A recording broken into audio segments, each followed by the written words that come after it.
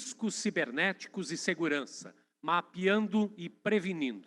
Convidamos para a mediação deste painel Graça Sermu, diretora da Conteúdo Editorial, que está se dirigindo neste momento ao palco. Vão participar deste painel de forma online Felipe do Nascimento, Director Technical Solutions Engineer for Latam, da Tanium. Seja bem-vindo, Felipe do Nascimento. Júlio Padilha, CISO da Volkswagen. Seja bem-vindo, Júlio Padilha. E Luciano Johnson, também de forma online, Information Security Manager do Madeiro. Nós teremos também a presença aqui no palco, esta presencial, de Emerson Vendt, delegado de Polícia Civil do Rio Grande do Sul, a quem convidamos a compor o palco. Seja bem-vindo, Emerson Vendt. E também convidamos a participar aqui no palco, de forma presencial, Posidônio Araújo Neto, gerente de TI da Gaúcha Pharma. Seja bem-vindo, Posidônio Neto. Lembramos que na sequência deste painel acontecerá uma palestra e ao final da palestra nós teremos o sorteio, o primeiro sorteio de hoje, de um gift card de $150, somente para os que estiverem presentes aqui na plateia e os que estiverem nos acompanhando de forma virtual. Passamos então de imediato a palavra à nossa mediadora, Graça Sermu, para a condução dos trabalhos deste painel. Pronto, agora sim, né? Depois do almoço já é difícil, ainda o microfone baixinho não dá, tem que falar bem próximo para o pessoal da internet aí nos acompanhar e vocês aqui também. Gente, uma ótima tarde, muito obrigada, retomando aqui nossos trabalhos com essa palestra fantástica do Rodrigo Jorge, falando sobre conscientização, muito bacana, sobre cultura, que é o nosso tema desse ano do Security Leaders. E agora nós vamos falar sobre riscos. E riscos é um tema bastante amplo, né? Vamos aqui tentar olhar um pouquinho e tentar entender como é que cada um está avaliando esse tema dentro do seu cenário de atuação. A primeira questão que eu quero trazer para vocês, eu vou começar aqui pelo Emerson, que já esteve aqui cedo com a gente, está de novo aqui nos prestigiando. Porque, Emerson, uma das primeiras perguntas que surgem quando a gente está num painel, num bate-papo desse tão rico, com líderes de vários segmentos, tem uma questão clássica. O risco maior é interno, hoje é externo.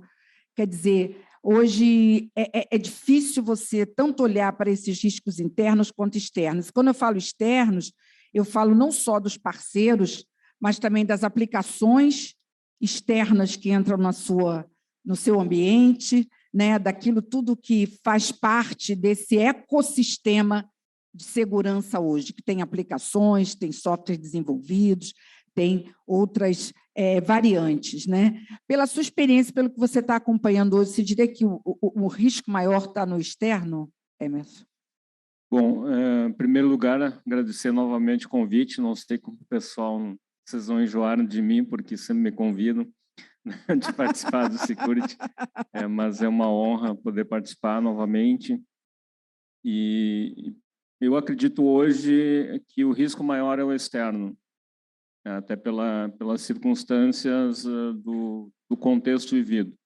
Eu acho que as empresas, as corporações tiveram agora, nesse período da pandemia, um momento único para poder se preparar para essa questão da utilização mais evidente, mais forte da tecnologia, inclusive para adaptar e melhorar questões de condições de trabalho, de interação, de inserção de novas sistemáticas e procedimentos, né? Mas ainda eu acredito que também com a oportunidade, né, de fazer tudo isso, surgem oportunidades do campo criminal, ou seja, quem explora essas vulnerabilidades, esses riscos. E quando a gente trabalha com a questão de monetização, né, ou seja, aquilo que pode ser explorado, de alguma maneira pode ser monetizado, né, externamente, especialmente. Então, qualquer dado nosso hoje é monetizado, ou seja, E quando não se adequa necessariamente a uma legislação de proteção de dados, que é uma obrigação também a partir de 2020, é muito provável que esses dados, eventualmente explorados externamente, eles tenham um valor cada vez mais elevado, porque muitas empresas, com a anonimização dos dados, com a classificação, de certa forma, estão restringindo a possibilidade dos criminosos terem acesso a mais dados. Então, quanto menos dados no mercado ilegal, maior vai ser o valor em cima dos dados que vão ser conseguidos e vão ser trabalhados. Então, eu acredito que tenha de se trabalhar muito essa questão, né, externa, com a construção de frameworks que realmente possam atender todas essas camadas, né? Então, quem não tem nenhum framework tem que trabalhar com algum, pelo menos, nem comece com nível 1, mas também trabalhar com a questão de mitigação de risco. Perfeito. Acho que é mais nesse sentido aí. Ótimo, ótimo. Vamos para nossos participantes online. Júlio Padilha.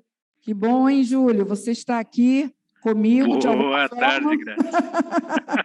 Boa tarde, Graça. Obrigado pelo convite de novo, né? E acho que é sempre um prazer participar aí do Secret Leaders. A gente sempre ganha muita informação, compartilhar informação com os colegas e receber muitos insights, assim. Tem bastante coisa interessante que a gente acaba levando dos fóruns e dos painéis que a gente participa. Com certeza, com certeza. Júlio, eu fiz uma pergunta, né? Risco é bem amplo, então estou direcionando aqui, obviamente, de acordo com a experiência de vocês. Se eu não me engano, você tem lidado bastante ultimamente com a área de proteção de dados também, né? Ou talvez até principalmente. E essa questão dos riscos, a gente tem acompanhado muitos casos, muitos incidentes, em que tem muitos terceiros envolvidos, né? E esses terceiros, muitas vezes, não são só terceiros fornecedores ou terceiros, as pessoas que trabalham como colaboradoras da empresa.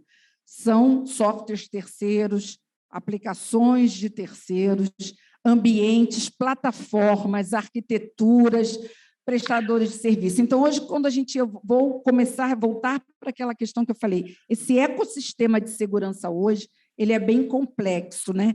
Aonde que você, na tua experiência, no que você está lidando, aonde que você está vendo aí o maior risco, aonde que você está percebendo que está sendo bem complicada essa relação, essa vulnerabilidade nesse ecossistema?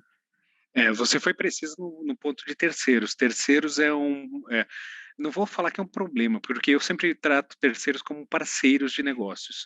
Então, esses parceiros de negócio, ao mesmo tempo que a gente tem uma parceria para prover um serviço, prover um software, prover uma solução, a gente tem que exigir também que eles se adequem às medidas de segurança, que às vezes a gente fica muito focado nas medidas de segurança que nós adotamos dentro da empresa, mas depois tem um monte de parceiro que também provê serviço para a gente que não tem as mesmas medidas.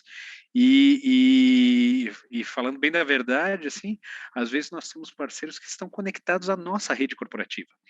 Então, existe um risco absurdo em cima disso. Ou seja, não adianta você se preocupar com o teu mundo, com o teu meio corporativo, com a tua rede corporativa, onde você tem equipamentos homologados, certificados e tudo mais, sendo que você deixa qualquer outra pessoa conectar-se a essa rede. Então, o importante sempre é fazer uma avaliação. Ou seja, o risk assessment de terceiros é essencial, tem que ser feito. As exigências mínimas, eu acho que para o trabalho do CISO ultimamente tem sido fazer uma criação de políticas e práticas que você acaba colocando como exigência para aquele terceiro acabar se conectando a você. E tem algumas certificações que a gente exige, claro que sempre quando a gente conversa, eu sempre falo que a certificação é boa, porque já te elimina uma série de perguntas que você vai fazer no Risk Assessment. Então, uma certificação 27000, TSEX, ou mesmo qualquer outra de mercado 27701, né? Para a questão de privacidade de dados, já facilita o trabalho. Perfeito. Ótimo. Cada eu estou puxando aqui um tema. Quero trazer o Felipe Nascimento para essa conversa. Tudo bem, Felipe? Como é que você está aí? Você está bem longe, né? Qual cidade você está Tudo agora? Eu bem. não me arrisco a falar, porque eu nunca sei onde você está. Tudo bem? Graças. Eu estou no Texas, eu estou aqui, estou em Dallas, no Ah, Texas. sim, que bom, que bom.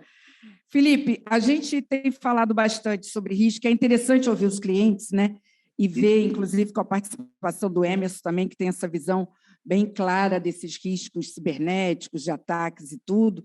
Mas, recentemente, a gente estava aí às voltas, né, com o Log4j, que foi um caso aí crítico, parou várias empresas. Eu me lembro que nesse dia eu tinha um painel agendado, esse dia nessa semana, e foi uma evasão total de participantes, porque estava todo mundo, né, recrutando e tal. Quando a gente vê um caso como esse, a gente pode classificar dentro desse ecossistema de riscos de parceiros hoje, até a gente chega nesse ponto também, Felipe?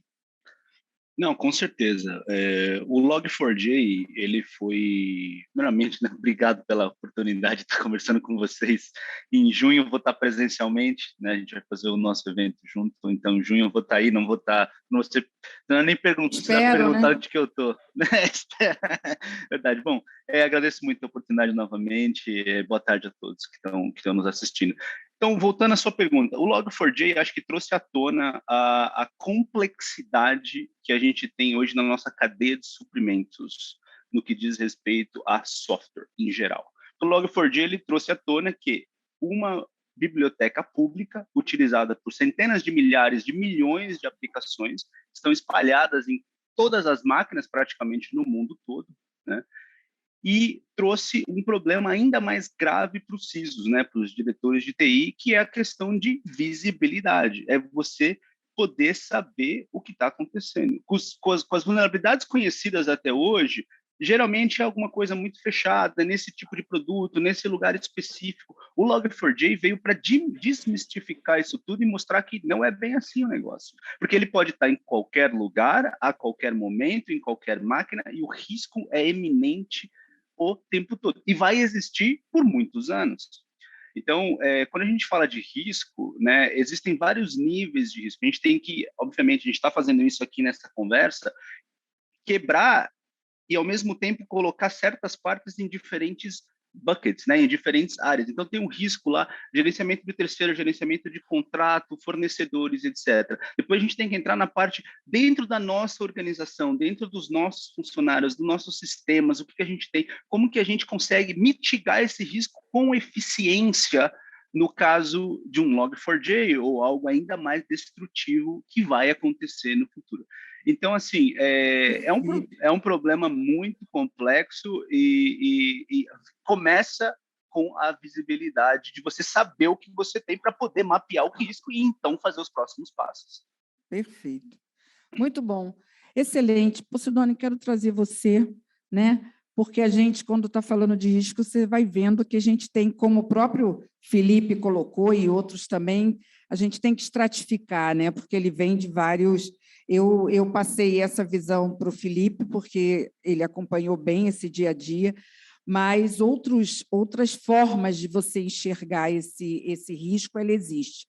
Para você, hoje, né? Se você estivesse aqui numa conversa, você não põe graça para mim, eu acho que o maior risco, que a gente está olhando mais de perto, que está pesando mais dentro desse ecossistema, é esse aqui. Como é que você colocaria para a gente? Eu concordo com Emerson Graça quando ele diz que a gente hoje está focado no risco externo, né? O nosso negócio, num passado bem recente, estavam voltados para proteger o RP da empresa, para proteger a infraestrutura interna, e pouco antes da pandemia, os negócios se abriram para o e-commerce, para o marketplace, para integrações, para APIs, para diversos outros fornecedores, né, que esse conglomerado todo de aplicativos, né, esse ecossistema todo acabou expondo vulnerabilidades, né? Então, eu tenho hoje um aparato de segurança, players de segurança que nos atendem, que conseguem nos fornecer uma solução à altura que a gente esteja sempre atualizado e, até certo ponto, seguro. Mas eu não consigo garantir esse mesmo nível hoje com os meus fornecedores. E muitas vezes esse pessoal subcontrata desenvolvedores. Então, ainda tem o risco dele, né, da empresa dele, ainda tem o risco dos subcontratados, que muitas vezes estão em casa, estão com computadores pessoais, e a primeira coisa que esse pessoal quer é acesso ao teu banco de dados, para criar estruturas, para conseguir habilitar o negócio para novas funcionalidades. Para daí avançar, né? Muito bom, excelente. Luciano, quanto tempo, tudo bem? Não foi dessa vez ainda que a gente se encontra aí presencialmente, mas você está aqui, está participando, esse é o novo formato. Luciano, eu sempre lembro de uma frase sua, eu queria saber se essa frase mudou. Ele já está rindo. Eu ciso, não dorme, ninguém dorme na empresa. Você sabe que virou um mantra, né? Virou um clássico aí do mercado. Mas o que eu queria te perguntar, brincadeiras à parte, né, a sua visão sobre risco hoje. Eu queria questionar um pouquinho como é que você está vendo o CISO, porque quando você falou dessa frase, eu me lembro que foi alguns anos atrás, hoje você acha que os CISOs estão mais bem preparados para ter essa visão mais ampla e sistêmica de risco? Porque eu me lembro que antes, quando a gente falava de risco, a gente falava, isso é para discutir num encontro de GRC, o pessoal de governança, risco, compliance, que vai olhar isso, porque segurança está lá vendo outros aspectos. E hoje a gente vê muito e fala muito sobre risco, né? O quanto que você acha que hoje é importante identificar e gerenciar esse risco, líder de segurança? Tá. Boa tarde a todos, obrigado de novo, Graça, obrigado a todos por estarem com a gente aqui.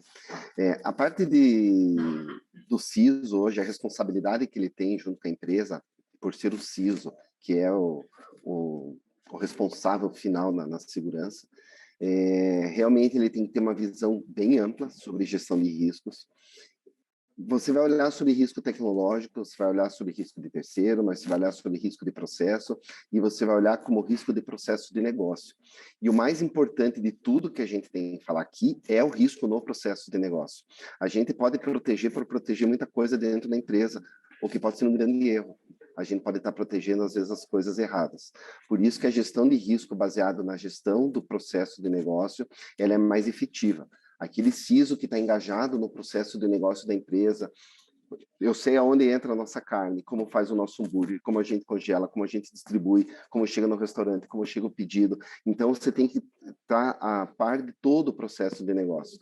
Então, o CISO ele tem que estar incluído nesse cenário e a gestão de risco associada a proteger business process. É o mantra, na verdade, do CISO. As equipes de segurança que vêm abaixo, elas com certeza têm que olhar tecnicamente, segurança de aplicação, segurança de rede, segurança de borda, segurança de VPN, quem está fora, quem está dentro, o que for, a gente começa a ter um olhar de risco técnico, mas o principal, Graça, é o risco do processo de negócio. É o mantra do CISO hoje. Perfeito, muito bom. Muito boa essa primeira rodada. Eu quero voltar, o Júlio Padilha, com você aqui nessa conversa, porque nós já falamos várias vezes, já vai trocar aqui a nossa tela, mas eu já estou com o Júlio aqui, estou visualizando ele. Nós já falamos várias vezes desse processo da segurança avançar, dessa questão da gestão de risco, né? E do quanto você sempre defendeu e acreditou que isso é fundamental hoje. Voltar para esses casos mais recentes, né? Desde o caso que foi citado pelo que eu questionei o Felipe, até o que a gente vê hoje. O quanto você acha que esse caminho de maturidade da segurança, se unindo ao risco, ele é desafiador quando o Luciano diz que ele tem que estar muito vinculado ao negócio, quer dizer, escalar, olhar para estar na segurança, juntar o risco e levar isso junto.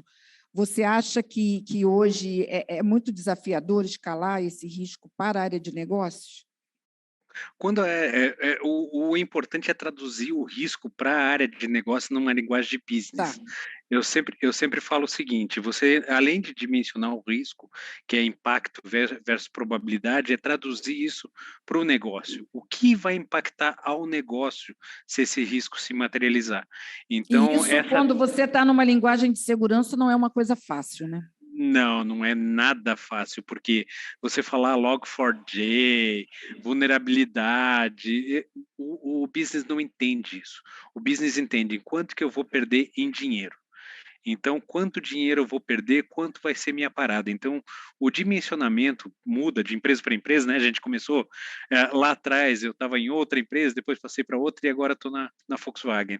Então, o que o Luciano falou é totalmente cabível.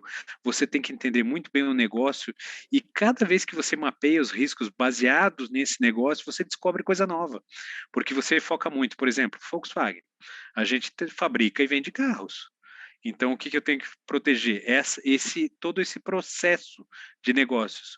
Mas não posso esquecer de outras áreas. A área jurídica tem muita informação lá, ou seja, a informação, você tem que mapear onde está a informação sensível, onde está essa informação e quanto vale essa informação.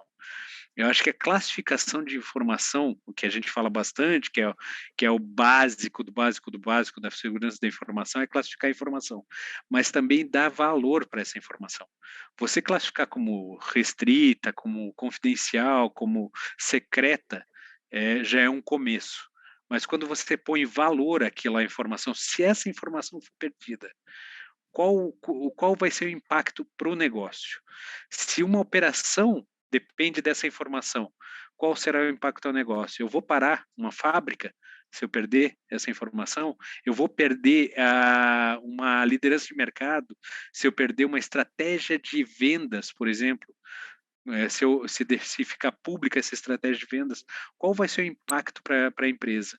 Então, esse impacto que a gente media, né, no Risk Heat Map, que é impacto versus probabilidade, ele é muito mais amplo. Hoje é um cálculo que não é tão exato. Acho que a gente tem que trabalhar mais assim na construção junto ao business, junto à área de negócios e saber falar. E então, o que o Luciano falou, você tem que estar andando junto com o business para saber o que o business fala e qual é a preocupação do negócio. Aí sim você consegue traduzir numa segurança adequada ao negócio da empresa. Perfeito. Bem, pessoal, essa primeira rodada é bem interessante, onde a gente já abordou aqui diversos aspectos relacionados a risco. Nós estamos aqui já com perguntas da plateia online. Muito obrigada. Daqui a pouco eu já recebo aqui o número de pessoas, mas só para vocês saberem, nós passamos de 800 inscritos pela internet. Então, daqui a pouco a minha técnica já me passa aqui, minha área técnica, quantos estão aqui plugados conosco. Então, podem enviar suas perguntas. E vocês aqui também já tomaram um cafezinho depois do almoço, já estão mais acordados. Então, vamos participar também fazendo perguntas. Eu vou começar aqui trazendo uma pergunta do Birajara Nascimento Santos. Obrigada, Birajara, esteve comigo em várias outras oportunidades também. É um líder de TI e segurança bastante conhecido. Boa tarde, Graça, parabéns, ótimo painel, excelente escolha. A minha pergunta vai para o Felipe. O Felipe falou sobre Log4j, eu sofri por isso, e eu gostaria só de entender o seguinte, hoje vemos muitos vazamentos de dados por vulnerabilidades de diversas espécies. Muitas vezes as empresas investem em segurança, mas os fornecedores, e aí não só fornecedores de serviço, mas tecnologia ou plataforma que nós utilizamos, deixam a desejar nas suas soluções. Como a gente consegue trabalhar uma solução básica de proteção para blindar, principalmente, esses riscos que são mais, no meu ponto de vista, fáceis de serem controlados? Eu vou parecer um gravador quebrado, mas o que acontece hoje é que os CISOs, né, no geral, eles acabam tendo que, muitas vezes, tomar decisão com informações parciais, ou sem ter e conhecer o seu parque como um todo. Este é o grande problema. Eu converso com muitos CISOs durante a semana e a maioria deles, geralmente, diz, eu tenho entre X e Y, e esse X e Y tem um gap aí de 20% que eles não conhecem. Eu tenho entre 10 mil e 14 mil devices, eu tenho entre 1.000 e 1.800, tenho entre 20 mil e 22. Então, acaba que se tem que São tomar a números decisão, absurdos, né? são números absurdos. E por mais estranho que seja, é a realidade. E isso não é a realidade do Brasil, não é a realidade do mundo. Porque hoje, os sistemas de gerenciamento que a gente tem, falando na ponta lá dos seus usuários, existem muitos sistemas dentro dos próprios sistemas, falando lá na ponta do usuário, você não consegue nem saber o que você tem, como é que você vai proteger. Porque hoje você tem umas centenas de aplicações específicas que fazem trabalhos específicos, que não falam com nada nem ninguém, é todo isolado, e aí você precisa coletar informações de um monte de lugar, nada disso você confia, então é muito difícil para o CISO, na hora de tomar uma decisão, poder mitigar um risco ou fazer um planejamento para mitigação desse risco e análise de risco e assim por diante. Então, respondendo à pergunta, começa no básico, a gente já falou isso 200 vezes, e aqui em muitas palestras, tem a análise do negócio, onde que entra lá, como o Luciano estava falando, eu sei o hambúrguer, eu sei, mas e você conhece tudo que está conectado à sua rede, tudo que quem está fazendo o quê, quais vulnerabilidades existem, quais aplicações estão instaladas, então tem tantos níveis aí dentro que para você chegar e poder desenhar o seu mapeamento de risco para o negócio, lá embaixo na base está faltando um monte de coisa ainda, né? E é muito, muito complexo. Então, assim, não existe uma resposta única para essa pergunta, mas precisa começar na base. Perfeito. O Birajara, ele se estende aqui, ele pede desculpas aqui, não me apresentei, eu já te conheço, o Birajara, mas hoje ele está só me atualizando aqui, que ele está como CISO da rede Natus Pharma. Obrigada aí, o Birajara. E ele pergunta para o Emerson o seguinte, estendendo a minha questão, e agora, além do aspecto tecnológico, o aspecto legal, né? Quando nós sofremos uma vulnerabilidade a partir, né, de uma brecha externa que envolve terceiros, eu ainda vejo isso hoje como muito mal entendido, mapeado, até sob o ponto de vista de legislação. Como é que você vê isso hoje? Quer dizer, é óbvio que a gente tem aspectos técnicos, você tem lá uma vulnerabilidade de um software, foi falado aqui, que, enfim, você passa a ter uma série de consequências sobre isso, não dá para chegar lá, bater na porta lá, muitas vezes, da empresa, da gigante lá, e falar, ó, estou sofrendo isso aqui porque o seu sistema estava vulnerável. Mas tem alguns casos em que se pode pensar que assim, o ecossistema tem que estar comprometido com isso de alguma forma, né? Hoje ninguém funciona, ninguém atua sozinho na segurança, né, Emerson? Não, uma coisa é essa parte mais penal, né? Que daí a gente teria que verificar a questão do que aconteceu e de qual o risco objetivo envolvido, os danos envolvidos, para ver se a gente enquadra em algum tipo normativo.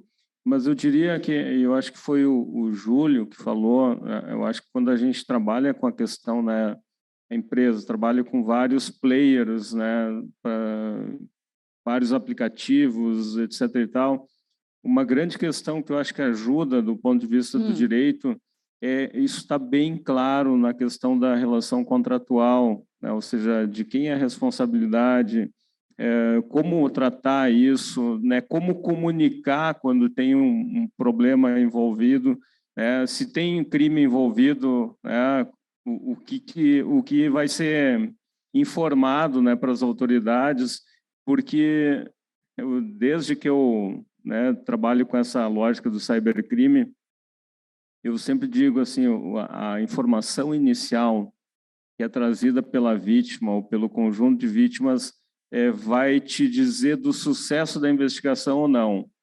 Perfeito. Porque quanto menos informações, Graça, tiver, muito provável que mais dificultosa vai ser essa investigação. Então, às vezes, é melhor você demorar um pouquinho para carregar todas as informações, conversar com todos os players ali envolvidos para conseguir levar um dado mais completo para a autoridade policial para ter uma investigação criminal eficaz.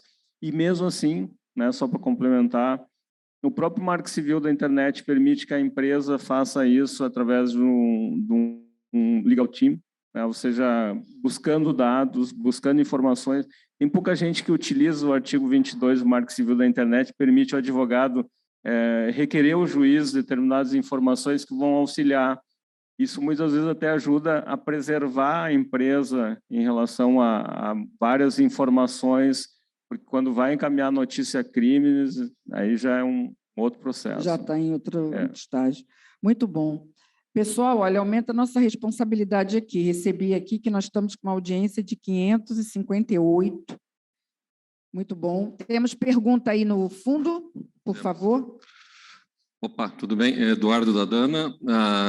Trabalho no setor automotivo, então minha pergunta vai para o Júlio. Júlio, a gente sabe que o setor automotivo, a cadeia de suprimento é crucial, certo?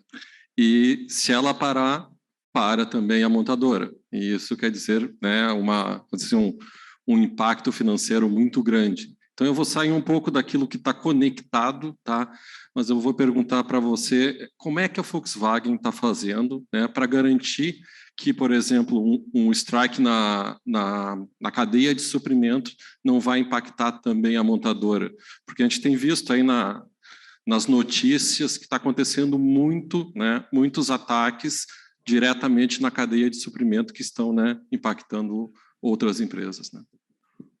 Muito boa pergunta. Falando exatamente sobre isso, sobre essa parceria, sempre quando a gente fala de fornecedores e tudo mais, a gente tem a parceria. Veja o problema que a gente está tendo de semicondutores. Hoje nós temos um problema grave, mundial, sobre a falta de semicondutores. Então, não somente ataque cibernético, mas a gente também tem falta de equipamentos. Então, a gente entra como parceiro desses fornecedores para tentar viabilizar com que eles consigam produzir os produtos que nós precisamos para finalizar nossos veículos. Da parte de segurança da informação é a mesma coisa, eu estou cada vez mais próximo dos CISOs, esses responsáveis de segurança dessas empresas, desses fornecedores, para que nós trabalhemos em conjunto. Eu sempre falo que o crime é organizado e também nós deveríamos ser, porque o crime, eles se conversam, todos os criminosos, eles trocam experiências. E nós, como CISOs, nós deveríamos ser mais unidos. As pessoas que trabalham com segurança da informação deveriam se unir mais. Então, eu faço questão sempre de chamar à mesa as pessoas que trabalham com segurança de todos os fornecedores, principalmente os críticos, para que, além de compartilhar a experiência, compartilhar boas práticas, para que, se algo ocorrer, a gente também possa se apoiar. E que também estabelecer uma relação de confiança, porque no momento que eles precisarem de ajuda, qualquer CISO, não estou falando somente de Volkswagen, mas nós nos apoiarmos mutuamente, porque um problema que uma pessoa passou, a outra pode passar também, e compartilhar a experiência pode ser decisivo na hora de retomada do trabalho, porque eu sempre falo que o incidente vai ocorrer. A gente tem que ter, da mesma forma que a gente tem treinamento de incêndio, de evacuação, a gente tem que ter um treinamento de Disaster Recovery Cyber. Então, a gente tem que ter um plano de recuperação após um desastre cibernético. E mesmo com esse plano, hoje, atualmente, principalmente quando a gente fala na questão de ransomware, o que demora mais não é a recuperação do ambiente, é a sanitização do ambiente. Então, quando um prestador, claro que a gente vai ter os controles nossos de conectividade de rede. Aconteceu alguma coisa com um fornecedor, o que nós fazemos? Cortamos conexão. Imediatamente, isso tem uma cadeia global, inclusive mundialmente, nós nos informamos quando tem um problema num fornecedor que é comum dos Estados Unidos, da China, qualquer fornecedor da Europa, um comunicado é lançado globalmente dizendo corta a conectividade com esse fornecedor. A gente corta a conectividade com o fornecedor, mas a gente também vai lá tentar explorar o que nós podemos ajudar.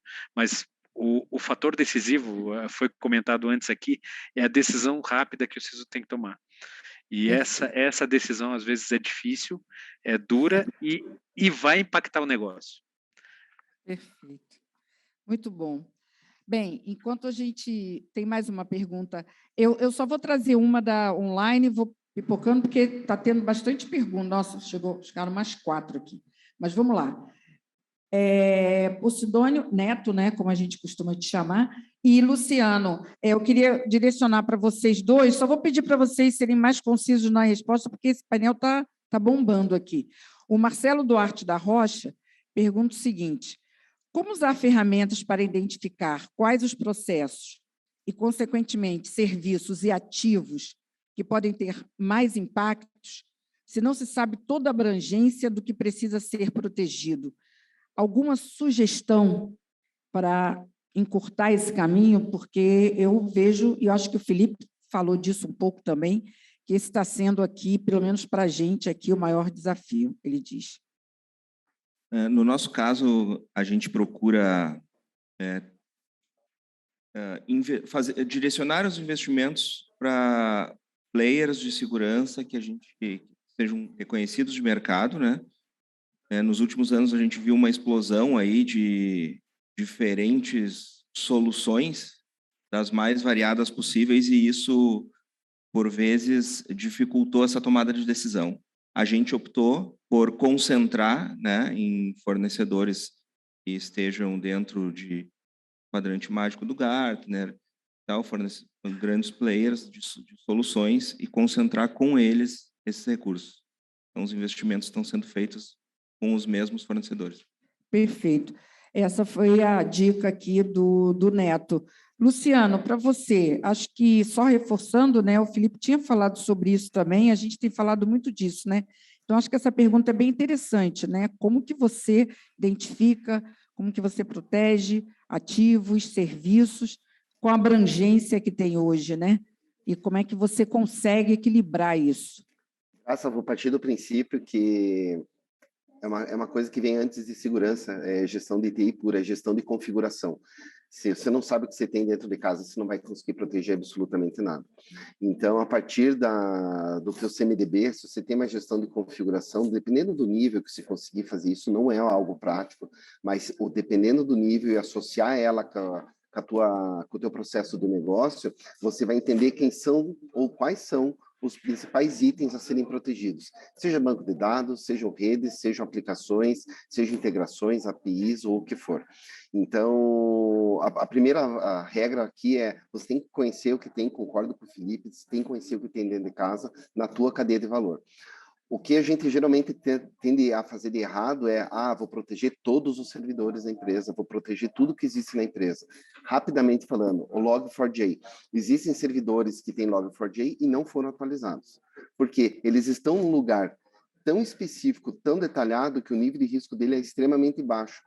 Até eu chegar nesse cara, ou até chegar um evento nesse cara, eu tenho outras camadas de valor que eu preciso proteger antes. Então, se não tem energia para fazer tudo, você tem que distribuir essa energia e sempre olhar para as joias da coroa. Não tem como fugir disso. Perfeito, excelente. Mais uma pergunta aqui da plateia. Sim, Mauro Piva, da M2M. A minha pergunta é o seguinte, vocês falaram em proteção e a parte de proteção de LGPD sobre vazamento de dados em terceiros. Tá? Hoje, além do portal do titular com os direitos deles, tem o portal do fornecedor. Gostaria de vocês saber quem está aplicando isso aí, de pedindo evidências, porque o ônus da prova é teu. Você tem que ter evidência que teu fornecedor está em compliance também, para você poder trocar informações com ele. Tá? A TAP, por exemplo, ela lançou, nós vamos entrar com a GDPR, mês que vem, quem não mandar para a gente não vai ser mais fornecedor. Tá? Então, uma das primeiras perguntas que eles fazem é o DPIA, né, o relatório de impacto. A pessoa não tem, significa porque ela já não está em compliance. Então, já esse aí, ou ele vai arrumar um compliance, ou se for muito estratégico, a pessoa vai ter que pegar e eles vão assumir o risco de que, se vazar, eles tem coparticipação desse vazamento dos dados. Como vocês estão tratando isso? Estão aplicando, em fato, essa troca de informações com os fornecedores para se garantir com a NPD ou o GDPR, onde tiver CCPA nos Estados Unidos, para fazer essa troca ou não? E aí, se alguém puder responder, aí eu vou prestar atenção aqui na sinalização, né? Neto... Opa, Padilha. Pode ser. Sim, a gente trabalha com auditoria. Então, a gente sabe da adequação à LGPD. É importante, nós, como controlador, operador de dados, existem momentos que nós somos controladores de dados, existem momentos que nós somos operadores de dados e nossos parceiros também, da mesma forma, às vezes operadores de dados. Mas a responsabilidade sempre será compartilhada, ou seja, vazou no parceiro uma informação de um cliente que depositou essa informação da Volkswagen é a nossa responsabilidade. Então, auditoria constante, exigência constante através de contrato. Então, hoje é muito comum nos contratos já preverem cláusulas ou mesmo aditivos que prevêem a adequação à LGPD. E quando a gente fala de empresas grandes, o mundo inteiro está se adequando à privacidade de dados. Data privacy não é só uma coisa do Brasil e da Europa. Você mesmo falou ali da Califórnia, Virgínia, Colorado está implementando. Essa semana ainda eu estava vendo um mapa dos Estados Unidos e a maioria dos estados já está preparada ou está se adequando a alguma nova lei de privacidade de dados. Então, a exigência vem de todos os lados. Tanto quando a gente fornece o serviço, exige do fornecedor que nós estejamos adequados à privacidade de dados, quanto a gente exige. E isso a gente faz como? Risk Assessment e auditoria. Então, não tem muito como fugir disso. Perfeito. Tem mais uma pergunta aqui da Renata Salino. Felipe, vou direcionar essa pergunta para você, porque ela cita o caso... Felipe, você falou sobre o básico da segurança. Sempre que nós falamos em risco, surge essa questão do básico. Mas você não acha que hoje só o básico não é suficiente? Porque muitas vezes as empresas até conseguem fazer o básico, mas com essa complexidade que está sendo tratada nesse painel e com esse ecossistema e com esses riscos tão amplos, você até citou o caso do Log4j, como é que a gente consegue atender a gregos e troianos? Muito interessante aqui. E do básico ao complexo, quase ao mesmo tempo agora. Como alguém falou aqui no painel, é impossível você atacar todas as frentes ao mesmo tempo. Não tem tempo, não tem dinheiro e muitas vezes não tem recurso para fazer tudo isso, né? O que eu digo do básico é que na hora de um CISO tomar uma decisão, como o próprio Luciano estava falando, eu preciso tomar uma decisão rápida, eu preciso saber aonde que existe o Log4j, porque eu só tenho X número de analistas por X números de horas por dia. O básico que eu digo é o Luciano poder entrar numa plataforma de gerenciamento dos endpoints, saber o que tem na máquina, na empresa dele, e falar assim, olha, é aqui que está o Log4j, e não demorar 40, 50 dias para fazer um levantamento para saber onde que tem. Ou ter que juntar dados de vários lugares. É isso que eu quero dizer com o básico. É você saber quantas máquinas... O básico, assim, não sei nem quantas máquinas tem na minha rede. Eu não sei quais aplicações estão instaladas lá. Eu não tenho um CMDB, eu não tenho nenhum tipo de controle de inventário de ativos, o que entra, o que sai, quem está remoto, quem não está. É isso que eu quero dizer. Então, assim, para responder na Renata, a ideia do básico é começar pelo básico. E como que você vai poder fazer um mapeamento necessário para uma cadeia de suprimento, uma cadeia de negócio, se você nem sabe o que você tem? Então, começa muito desse simples. Por isso que o básico é importante, porque sem ele você não consegue fazer... Tudo que você fizer depois é teoria. Você não sabe o que você tem, você não tem um mapeamento do que você tem, tudo que você disser depois vai ficar baseado em teoria, que, olha, se isso acontecer, mas você não tem a ideia lá na ponta se isso aquilo é realidade mesmo. Então, é isso que eu quero dizer, começando do básico. E a maioria não tem essas informações básicas. E o básico não é fácil. Não é fácil, é o mais difícil. Por isso que quase ninguém consegue chegar lá. Especialmente com o dinamismo que você tem hoje. Você tem container, sobe 50 máquinas no ambiente e desce amanhã, tem 30, tem 40, tem 600 na hora de um lançamento novo. Então, assim, é muito complicado. E os CISOs estão se apoiando em ferramentas legadas que não acompanham o que o mundo traz hoje de inovação, de velocidade, de dinâmica, né? Esse é o ponto. Perfeito.